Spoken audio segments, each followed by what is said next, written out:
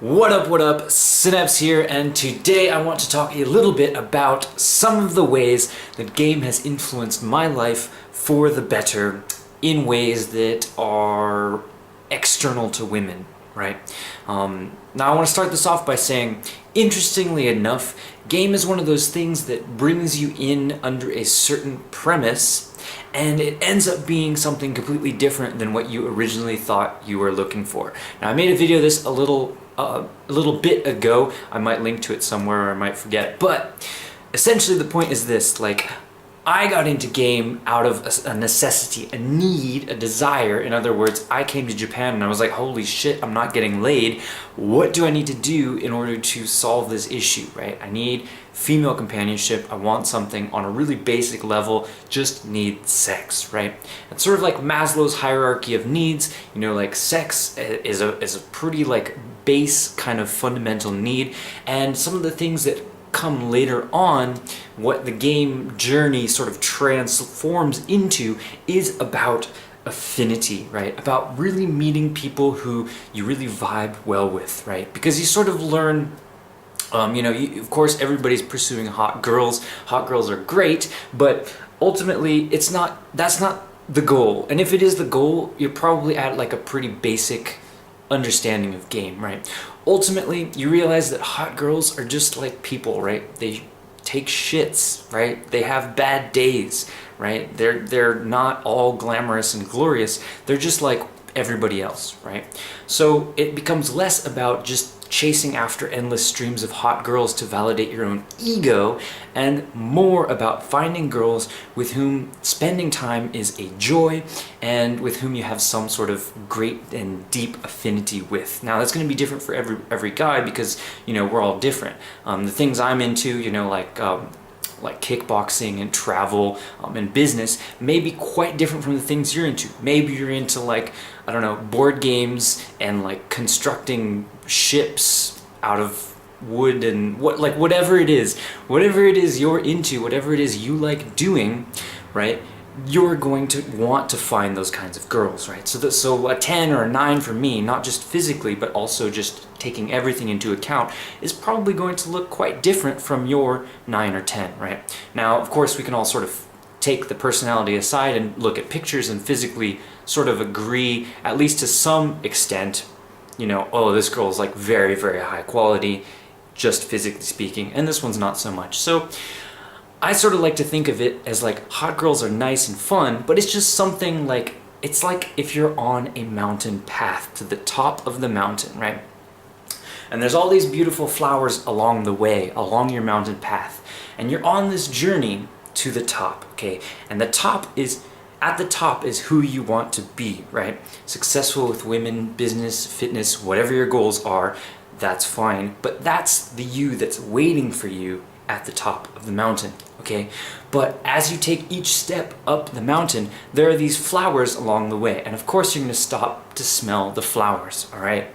But if you stop and like just stare at one flower forever, that is not necessarily, getting you to the top. Now, of course, the metaphor here is the flowers are the girls, right? And my point is that if you're seeking just to bang the girls, right, that's gonna kind of detract from the journey of climbing the mountain yourself, your own personal development. Now, of course, the metaphor is flawed in some ways, as all are. Maybe the first flower you run into is your ideal perfect wife or whatever. Not super likely, but maybe you just get really lucky. Also, it doesn't take into account the fact that the girls themselves are people that we should be trying to elevate as much as possible, right? It's always better to leave people better than you found them and to provide extra value to those people, because it's a good strategy just for the world in general, but it's also the best strategy for yourself, right? Regardless of what you want. Ultimately, like, the journey, what you end up seeking is quite different from what you start out wanting, which is sex, beautiful girls. What you end up finding, what you end up really like getting out of game is a sort of a ability, spontaneity to create, be free in the moment, really self-express yourself, free of sort of all of the constraints of society, everything people told you, no, you can't do this, you can't do that, right? And how that kind of manifested for me was an ability to create a life of my own design, okay? What that means is I now have the ability to travel where I want to, when I want to live in a way I want to, without being confined to a specific place or traditional job, any of that sort of thing. Now, that was my personal goal. I'm not saying that's what you should aspire to, but I'm just trying to point out some of the things that game has helped me achieve that I would never have been able to achieve if I was me before I started this journey, if it was me at the beginning of the footpath, right, at the very bottom, right, of the journey. And again, I'm not saying I'm all the way at the top yet.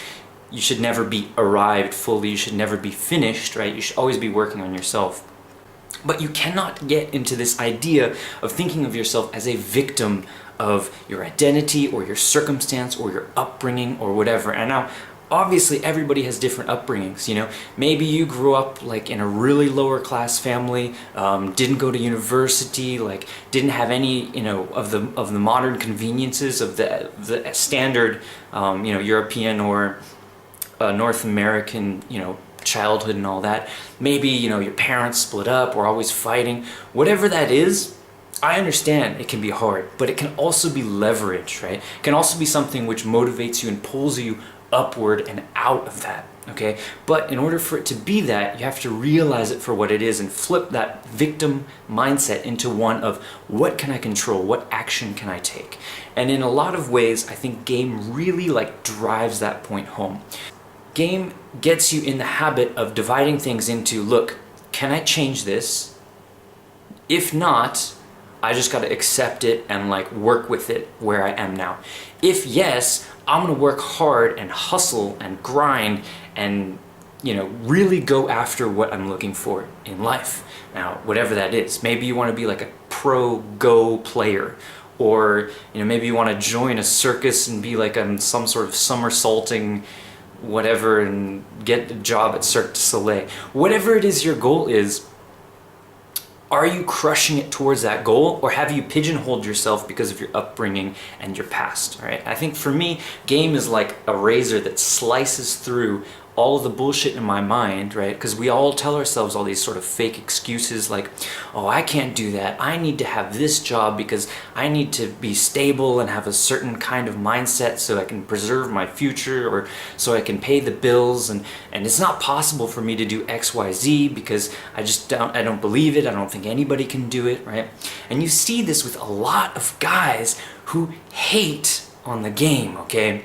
You'll see this, you can check the YouTube comments, you can check how people respond to me. It really, really angers people to see somebody succeeding at this, right? So that's fine though, because dealing with rejection, dealing with adversity, it's not something that everybody can handle, all right? And a lot of people are going to be angry at others who are succeeding, right? A lot of people call these haters, right? If you don't have haters, if you don't have people who are angry at you about the fact that you're succeeding, then you're probably not being you enough. Okay, so everybody should have haters. Everybody should have people who are on their case or bothering them. And that's why I really don't care if people dislike my videos or comment hostilely, because I'm used to hearing the absolute worst stuff from anybody. Another thing game really, really does well, and in sort of a periphery effect that resonates throughout the rest of your life, is it gives you powerful self-awareness. You become acutely aware of your own sort of shortcomings and faults, so much so that nobody can say anything bad against you. There's that scene in Eminem's 8 Mile, and I love thinking about this, but basically he goes into the final rap battle, and he's facing some guy, and he just says everything bad about himself. And he's like, now tell these people something they don't know about me, right? And the other guy's just like, oh, I don't even know what I can say, right? If you haven't watched that scene, you should watch it because it's great, it's brilliant, and it breaks down exactly why being humble, being aware of your own faults, being self-aware and auditing yourself and your personality and how you live your life and seeing if it lives up to what you're wanting to achieve, right? And if you have a good realization of who you actually are and an honest and accurate assessment of your faults, not in a way that holds you back, but in a way that says, yeah, this is who I am. I'm not perfect, but I'm me, at least, right? If you can come to that sort of realization, there's nothing anybody can say that will hurt you, right?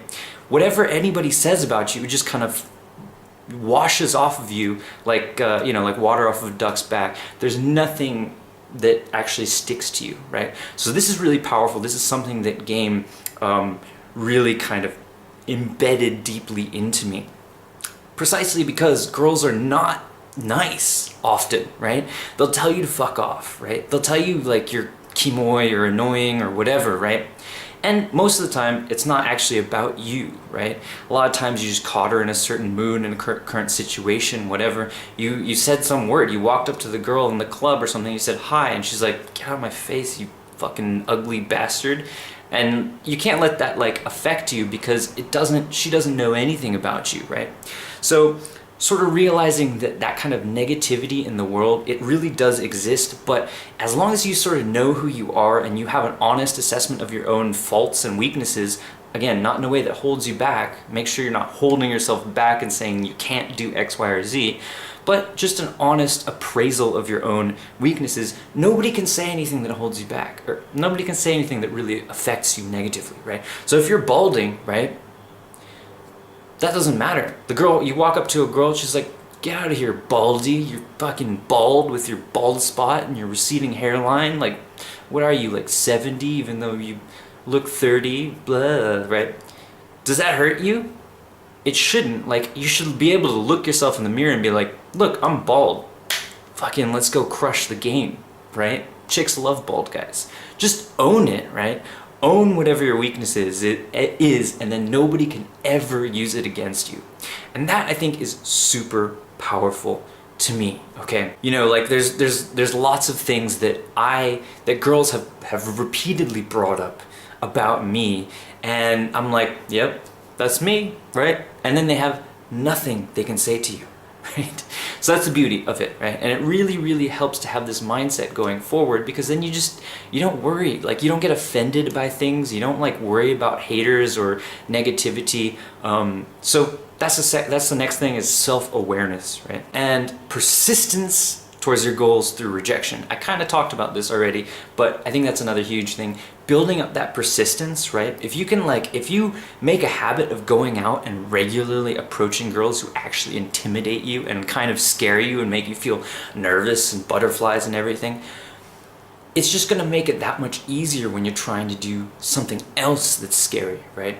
So one thing I've done since, getting into game is systematically conquered most of like the fears that I had growing up. So one was heights, right? Like I was just a little bit scared of heights. So, I went skydiving, I purposefully climbed up tall places, all those sorts of things, right?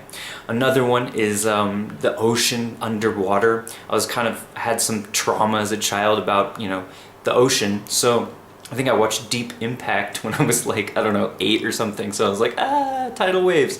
But the important thing to realize about that is, and to fix that, I got a scuba diving license, like a dive master in scuba diving. So I just went like all the time into the water, head first into what scared me, right? And then the other thing, of course, was girls, right? Girls were terrifying to me as growing up as a shy kid. So if you can push yourself towards the things that intimidate you and scare you, right, you're really, really quickly going to develop this insanely powerful like inner mindset that will help you achieve pretty much whatever you want to achieve in life, right?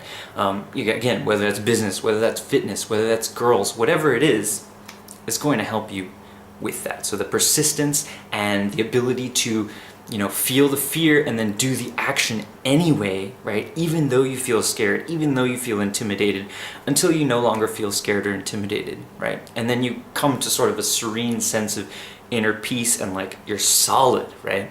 You're solid in yourself, right? And when you're solid, right, It's not like you're like tossed about by the waves of the world, right? It's not like these things happen in the world, boom, lots of people are just like totally thrown off by like the smallest things, like an insult here, or they lose like $100 and they're like, boom, their mental mind state is just so like all over the place, so affected by the outside world.